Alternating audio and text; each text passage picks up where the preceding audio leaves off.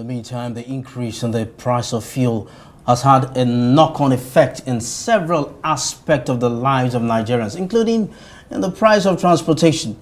This has led to the search for several cheaper alternatives, including gas and electrical powered vehicles, and the digitization of transportation. We're now joined by Kingsley Eze, who is a technology expert and the CEO and co-founder of a ride-hailing company, Nairaxi. Kingsley, thank you for joining us on Newsnight. Thank you so much. Thank you for having me. All right, so let's talk about how tech mobility, supports in cushioning the challenges that Nigerians face right now. In what way does your service come in? Okay, thank you for having me. Ride-share, ride-hailing is the digital distribution of mobility as a service through mobile apps, through contactless payment, and it helps in making sure that a car is well utilized. You drive, you get to work, your car is parked almost 90% of the time. Right. But what technology does, it helps in scaling that service to more people, thereby making the car more efficient. Okay, so now that I'm at work and my car has been parked for almost 8 hours, now you're saying that I can actually put it to good use? Yeah, of course you can with put the it to deployment good of our technology. So Right. Nairaxi will help you to make sure that your physical asset is well utilized. And we also have technology-powered bus services, mass transit that moves people en masse, because one bus can actually take 70 passengers and one car just takes 3 to 4 individuals. So it helps in decongesting the city. Also, it gives the citizens an outlet for them to have affordable transportation from point A to point B.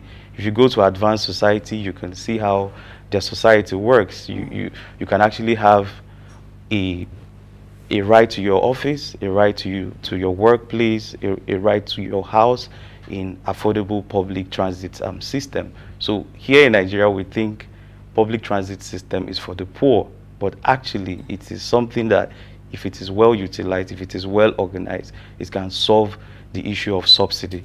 We see it work in Lagos and other advanced economies. Amazing. Now, at such a time as this, a lot rests on the shoulders of the government. What are your suggestions? What do you think the government should do or can do at such a time as this to support the people when it comes to the transport system? Yeah. They say fortune is made during crisis. Right. During the Second World War, that's when most global companies that you hear about took off.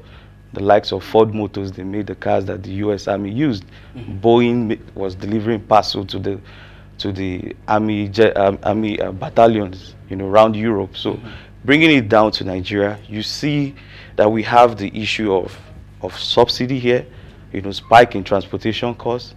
Look at statistics. After food, Nigerians spend the bulk of their money just to move from point A to point B. So, if you take public transportation very serious and you make sure you digitize it, that is where our company comes in. Giving public transit agencies, state government, federal government access to tools that can make public transportation sustainable. It is not meant to be profitable. If you go to London, yes, it is not meant, because it's a public good. Yes, you came through a nice road, you didn't pay for that road. You expect to have access to this service. So, for example, the London bus service, what they do is, it will cost a company £10. It will cost Nairaxi 10,000 naira every day to be profitable.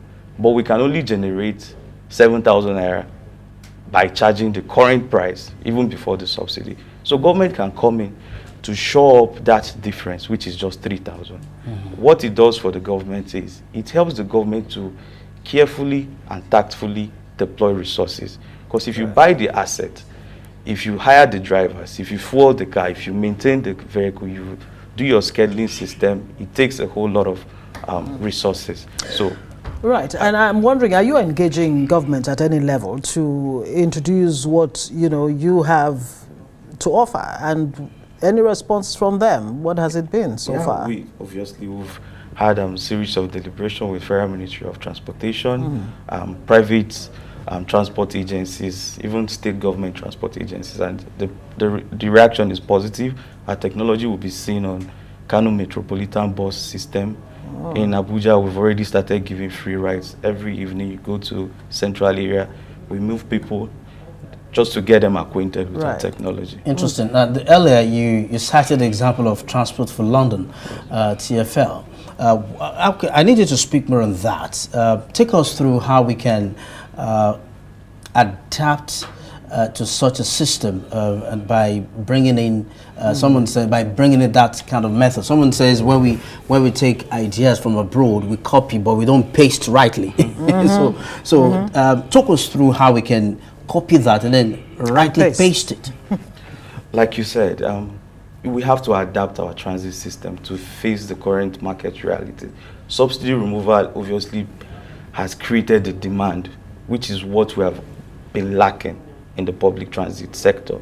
So now that you have the demand, what you need is to have a great supply, great operators that can work on great transit, have technology, make sure you have good regulators, which is where the government can come in, regulate this industry and make sure that you have great companies that can run it and scale it, have great scheduling system, and Nigerians would reap the benefit. So, I mean, as an expert in tech, mobility and logistics, what exactly has been your contribution so far?